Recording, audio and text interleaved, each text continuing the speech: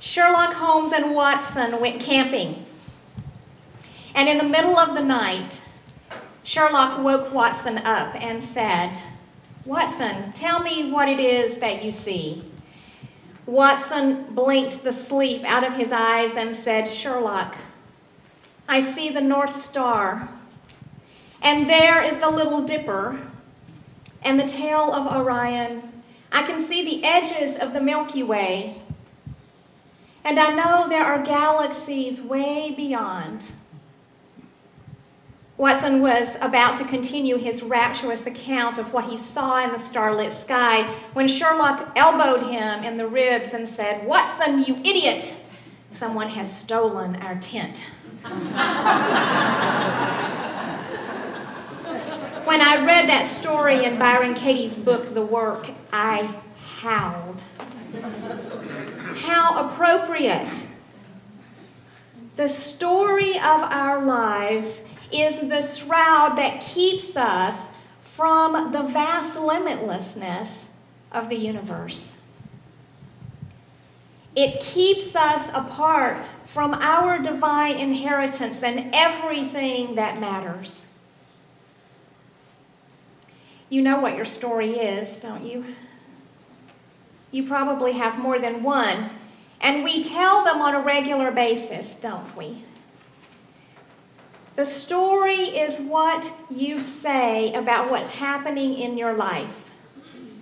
It's the woulda, shoulda, coulda, oughtas.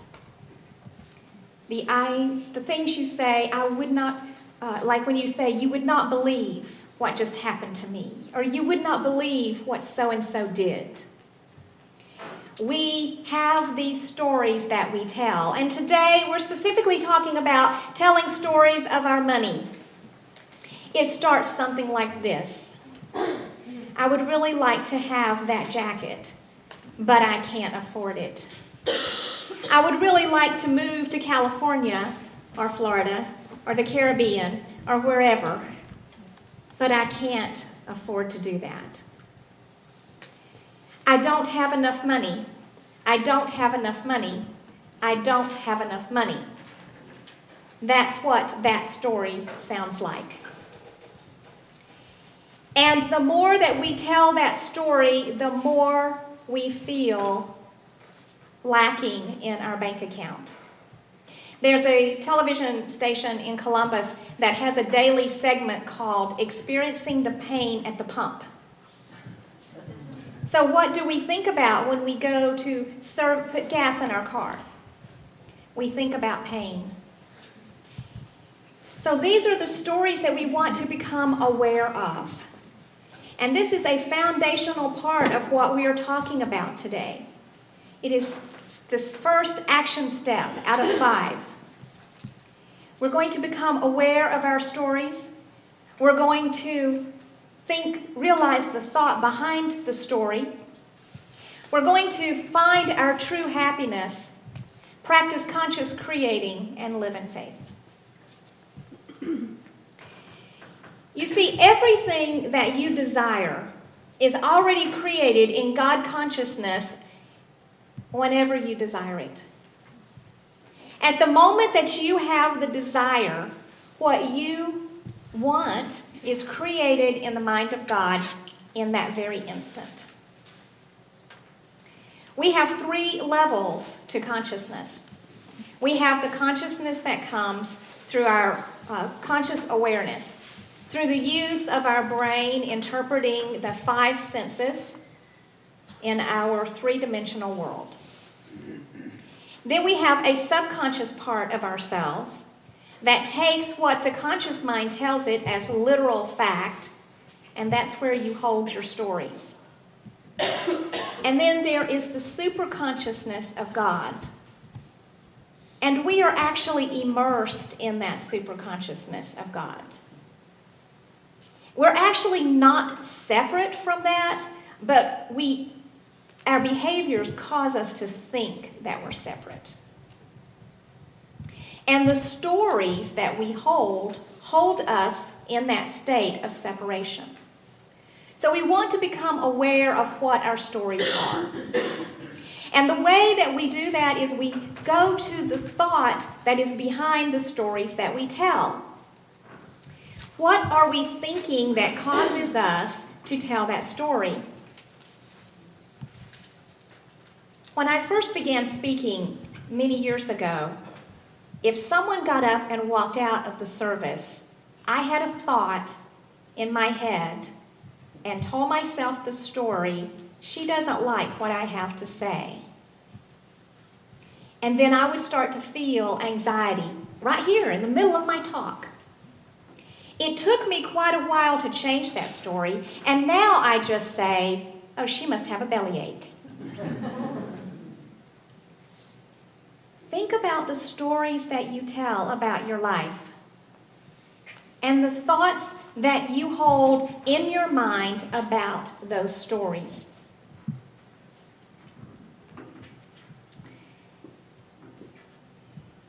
The mind actually, our brain, our physical brain, actually has the capacity to make up stories.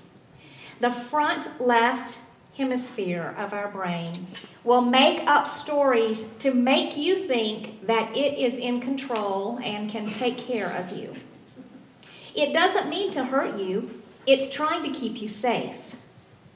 But those stories may not really be the truth. And especially for those of us who are true students, we know that we give meaning to everything we see. So there's power in understanding this thought process and going to a higher level of awareness so that we can come from that place of awareness instead of from the place of our story. It was Epictetus who said, "We are not disturbed by what happens to us, but by our thoughts about what happens." You see, we tend to believe our own press releases. We tend to believe that what we say about our bank account or about the flow of money in our lives or in our church or in our family system is what is really true. But like we discovered in our meditation, when we can find the divine idea behind all of that, then we get a totally different perspective. Another divine idea that is at the core of this teaching is that your true happiness is inside of you. And just like abundance, you came with happiness as standard equipment. It is a part of your true beingness. Now, you might not always feel happy, and that's how you can know whether or not you are in alignment with your divine nature. When you are aligned with that superconsciousness of God, then you will feel joy and happiness in your heart and in your life. And when you feel anxiety and fear and overwhelm and depression, then you know that you have somehow put up a tent that is separating you from that energy of God mind. Now, when we talk about knowing that happiness is inside of us, it's important to know that when you don't feel that, it doesn't mean that it has left you. It's still there. It doesn't abandon you. There may be times when you are too fearful for it to come out of hiding, or when you're too angry and it doesn't feel safe to express itself through you. I know that there were moments when, in my life, when I have been to the dark night of the soul and it seemed to last forever. And those are the times when we don't just have a bad day, but when we have a bad year. And it seems to go on and on. What I have learned in my study is that even in those darkest times, the bleakest of times, that happiness did not leave me, because it is a part of who I am. It is a part of the eternal spiritual truth of who I am. So we affirm that happiness is indeed at the core of who we are, and that we can use that as an indicator to determine whether or not we are in connection and in harmony with our source, or whether we are hiding behind the tent story that we're telling. We also notice that whether or not we are in alignment by what actually shows up in our lives.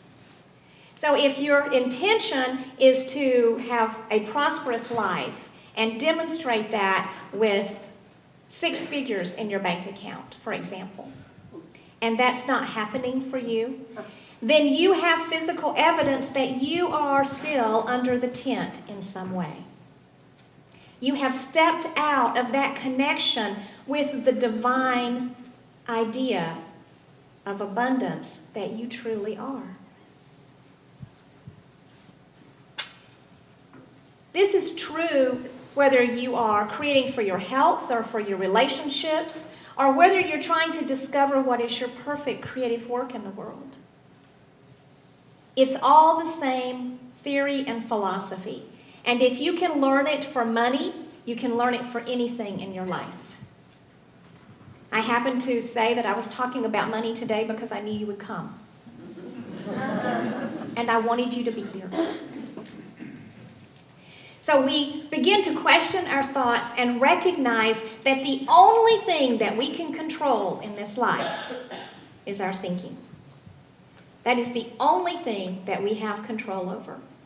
And the more that we can manage and direct our thinking so that we come from that higher level of consciousness, the more that we increase our vibration. You see, it's really important for us to remember that the prosperity that we desire is at a different level than the story that we're telling about our money.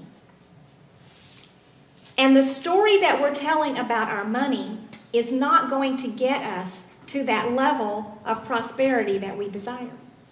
So we have to begin to tell the story of prosperity in order to attract that prosperity into our lives. This is called conscious creating. It is when we make a decision, set an intention that this is where we want to go, and we move in that direction. You can imagine a ladder in front of you, and you are standing on a certain rung of that ladder, but you want to go up the ladder. So what is the next rung for you? What is it that you want to create today? Something got you out of bed today and told you to be here, and you're here on purpose. Is it your health? Is it your wealth? Is it your relationships? Is it your creative expression? What is it that you want to create today? By having that vision for your life, then you live a vision-driven life. And a vision-driven life is far different than a life that's lived by default. Default is when we roll out of bed in the morning and we do whatever it is that we have to do to get through that day. And we tell a story about it. A vision-driven life is that we tell the story of the vision and we raise our vibration no matter what is going on in the life around us. And this is really important for us to tell this vision of our prosperity, which is the demonstration of the divine idea of abundance. So we tell a story of our money in such a way that the circulation of it blesses ourselves and others. You see, money is only good for 3 things. It is good to make you comfortable enough to be creative enough to make a contribution. The money that you desire is in your life so that you can be comfortable enough to show up in all of the roles that you play and be creative enough that you bless the planet. And that is conscious creating. Here's another way that you can practice conscious creating. If you enjoy this idea that we're talking about this morning, we'll continue the conversation and more spiritual practice at 1 o'clock in my workshop. And you may have already made the decision that you want to be there, and some of you may think that you have other plans. Notoriously, when I present in churches, about 25 people shake my hand at the end and tell me, I'd really like to be there, but I'm inviting you to consciously create and change that but into I'll be there. It's only 2 hours, and you will walk away with some new revelations and the opportunity to be in spiritual practice with mastermind partners who are willing to hold the highest thought with you. When we consciously create, we come to that place of standing firm in our faith. Charles Fillmore's interpretation of the days of creation says that the second day was the day that God brought forth the firmament, which represents our faith. The only thing that was created before faith was the light. And he wasn't talking about the sun or the moon. He was talking about the light of God. That light of God is the divine ideas that are birthed in you every time you have the desire to show up and make a contribution in all the ways that you do that in your life. And once we set the intention and know what it is that we want to do with our lives, then we stand in our faith that we can move in that direction. Standing in faith means that you don't know what the next step is going to be, but you're willing to take it. Standing in faith means that you don't have to see all the way to the end of the road to begin the journey. I'm going to be going to Los Angeles in a couple of weeks, and I'm flying, but if I was driving, I would only have to see a few hundred feet or yards in front of me to be able to make that trip. I can't see all the way from my driveway to the Torrance Marriott in Torrance, California. So we begin right here with what we know, with what we have, and we make our shift from this place. And that's what it means to stand in faith. You stand in faith that no matter what is happening in your life, that there's good in there somewhere, even though the appearance may be that there's not. We stand in faith that we do not have to do this journey by ourselves, and actually, faith means that we can't take this journey by ourselves. And that's why we stand with God. That's why we stand as a spiritual community of like minds. Because that bolsters that faith and gives us a stronger foundation.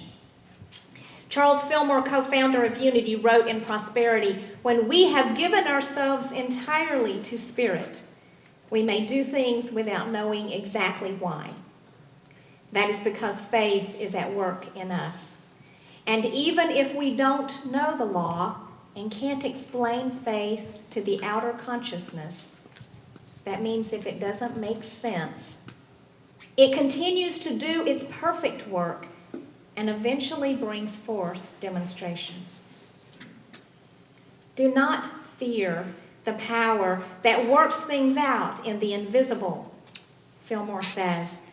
"When you get a strong perception of something that your inner mind tells you is true and good, act on it, and your demonstration will come. That is the way a living faith works, and it is the law of your creative word." So today we make a decision to go beyond the story, Today, we make a decision to become aware of what the stories are, to analyze and go into the thought that is behind the story, to know that true happiness is our divine birthright and it is a part of who we are. It came as standard equipment. And we practice conscious creating, living on purpose, a vision-driven life. And then we stand in faith and take action. It has been my honor and my privilege to be here with you this morning. You are a lovely, lovely spiritual community. I appreciate your energy and your attention. Go forth with my blessing, because you are indeed a blessing to the world. Namaste.